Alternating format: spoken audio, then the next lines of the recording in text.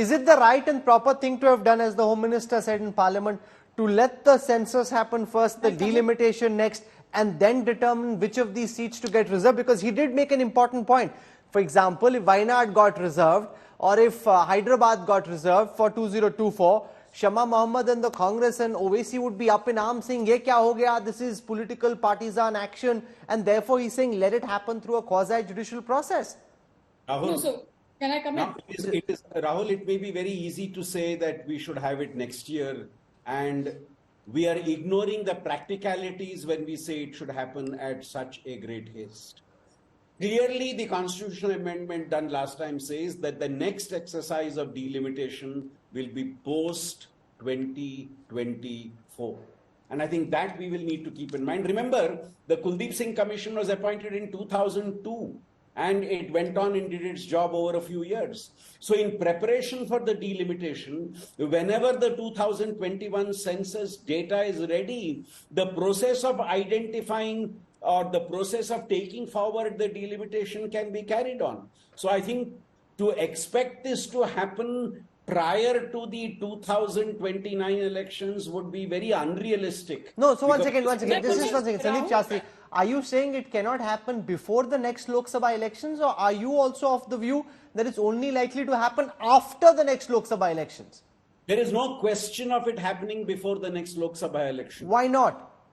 A period of 6 to 7 months would be impossible to be able to manage the whole question. No, but they can step it up. You know, this is a government that can get things done fast if they want. Maybe they can get it ready in time for the next Lok Sabha elections. Why are you saying it's impossible? At this stage, the type of legal finesse that a 1/3 reservation of seats for women would require, I think, is not something that can be done in a period of time which we now have available before the 2024 election. Can I just come in, Rahul? Just one second. Sanju Verma, do you want to respond? Because we saw Yogendra Yadav, now Sandeep Shastri. Now these, Yogendra Yadav is political now, but Sandeep Shastri is an out-and-out academic. And he's saying on the basis of just the legal, technical finessing, doing this before even the next Lok Sabha elections looks, he says, impossible. You know, Rahul, I don't want to be sounding overconfident or bombastic because, today is a day when even the opposition needs to be applauded a bit because all stakeholders have got together to ensure we got 454 votes in favor of the Women Reservation Bill. Having said that, as you said, I think the biggest achievement of the Modi government in the last 9.5 years is that we don't build flaky castles in the air. We actually translate ideas that prove to be unthinkable and unimaginable for erstwhile dispensations. We have brought them to fruition and executed them on the ground. And I will just give you 3 examples. No, one second. Let me go across to Shama Mohammed. Now, Shama Mohammed, here is the thing. If the Prime Minister has now moved this bill, helped pass it, his credibility is on the line. If it doesn't happen for the next elections, 2029, the women of India will ask that question and Sanju Verma will find it very difficult to answer. It may seem difficult to the likes of Sandeep Shastri, but the government needs to do what it needs to do to ensure that it happens in time for the next Lok Sabha elections. Their credibility is at stake.